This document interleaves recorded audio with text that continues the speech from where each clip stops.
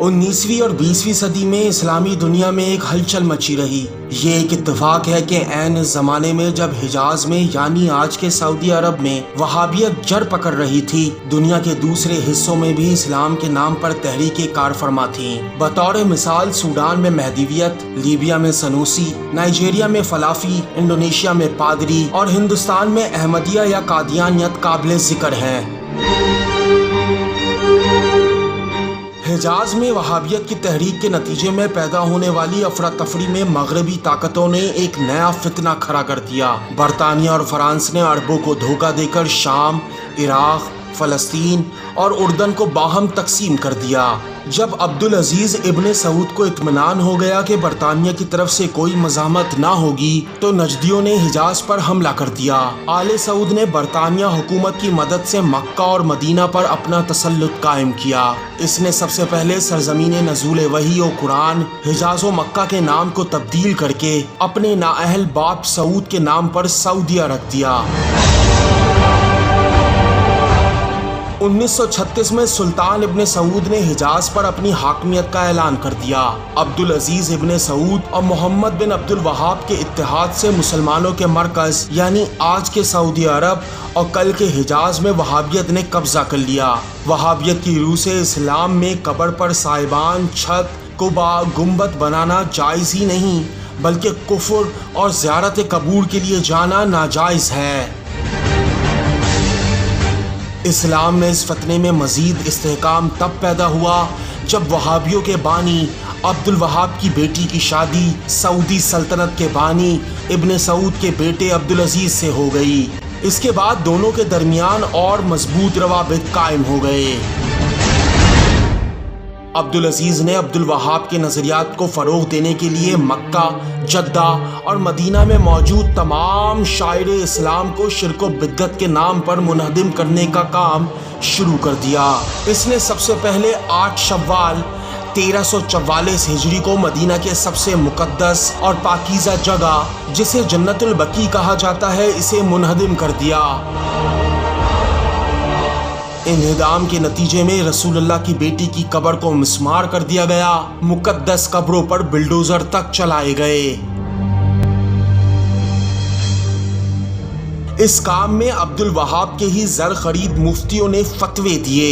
Medina के 15 मुफ्तियों के फतवे पर अमल करते हुए इस काम को अंजाम दिया गया, जिसके मुताबिक कब्र पर बारगाहें बनाने को बिद्दत करार दिया गया और इसको मिस्मार करना, तोड़ना, तबाह करना वाजिब करार दिया गया। सऊदी अरब वो वाहिद रियासत थी जो बनी तो इस्लाम के नाम पर मगर मदद अल्लाह के बजाय बरतानिया से ली गई। क्या ये इंसाफ है कि आले सऊद के शहजादों के मकानात बुलंद व बाला हों लेकिन रसूल की बेटी की कब्र पर साया तक ना हो?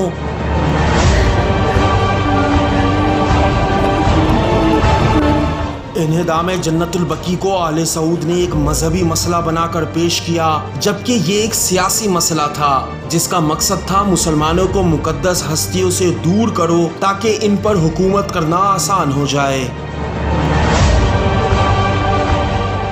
आज आले मोहम्मद की कब्रें खुले आसमान तले हैं, जबकि इनके सदक़े में मिलने वाली नेमतों से ये यहूदी नुमा सऊदी अपने महलों में मज़े उड़ा रहे हैं। इस चोरी के बाद सीना जोरी का ये आलम है कि चंद ज़मीर व कलम फरोश मुफ्ती अपने बेबुनियाद फतवों की असास इन जाली रिवायात को करार देते हैं जो बनी उमैया और शाम के बाज़ारों में बनी। अल्लाह की किताब काफ़ी के दावेदार आज कुरान के अहकाम को छोड़कर अपनी काली करतूतों का जवाज़ नकली हदीसों की आगोश में तलाश कर रहे हैं।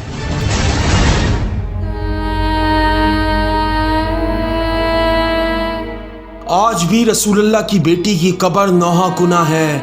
शहीद करबला इमाम हुसैन के भाई इमाम हसन के कब्र पर कोई साया नहीं। अलमदार करबला सरकार अबुल फजल की वालदा जनाब उम्मुल बनीन की कब्र पर ज़ियारत पढ़ना सज़ा के मुतरादिफ है।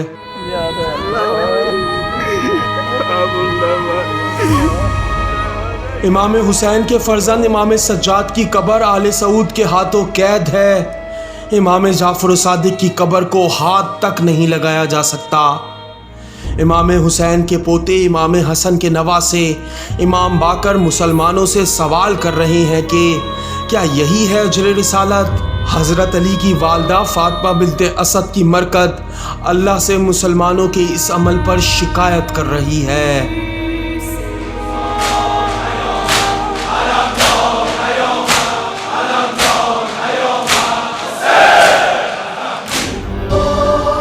کربلا اردو صرف حرم مقدسات کے مطابق آپ کی اصلاح چاہتا ہے۔ اگر کربلا اردو کا کوئی نمائندہ آپ سے کوئی بات کہتا ہے تو نمائندے کی تصدیق کے لیے کربلا اردو کے فیس بک پیج سے رابطہ کریں۔ اب تک کی پالیسی کے مطابق کربلا اردو مالی تعاون کی کوئی اپیل نہیں کرتا۔ اگر کوئی شخص آپ سے مالی تعاون یا چندہ کربلا اردو کے نام سے وصول کرے تو ہرگز تعاون نہ کریں۔